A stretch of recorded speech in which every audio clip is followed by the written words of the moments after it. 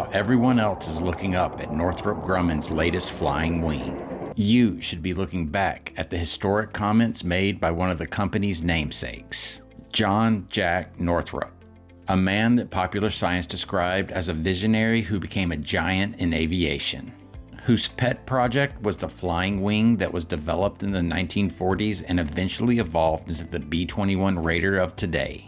But it's what he said in a 1974 interview that lets you know what he was actually chasing.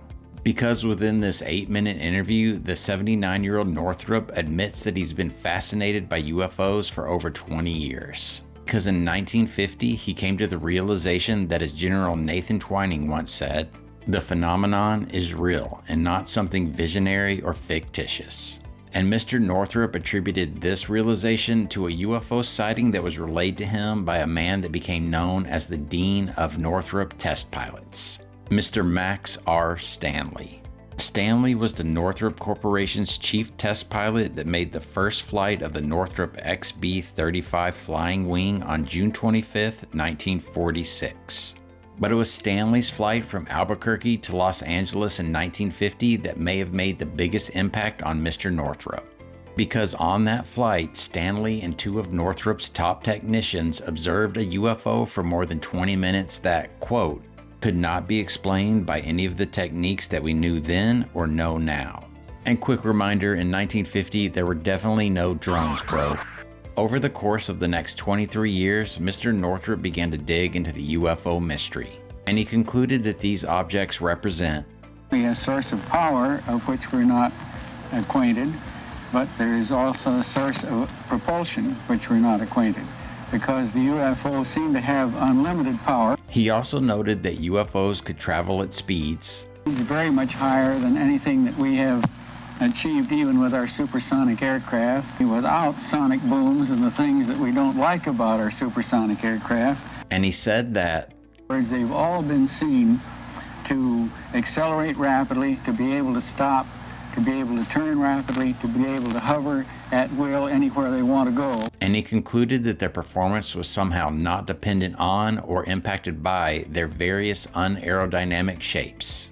Now keep in mind that this guy was at the forefront of aircraft innovations for most of his life. So he was intimately familiar with what was and wasn't possible by the most advanced aircraft of his era. Mr. Northrop concludes by making two statements that are diametrically opposed to the government's official stance on UFOs.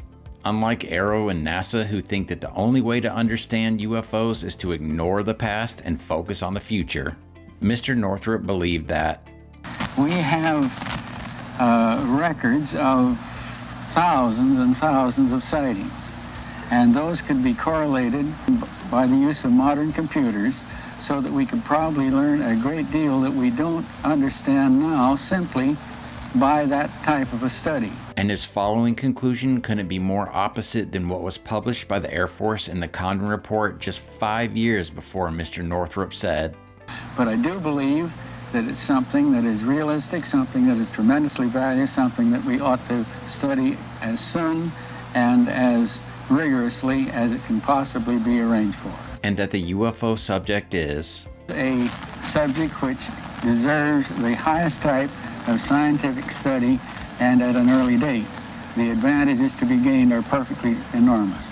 So does the Air Force really expect us to believe that they were completely ignoring the UFO phenomenon at a time when the co-founder of a company that they bought their most advanced aircraft from was recommending the exact opposite approach?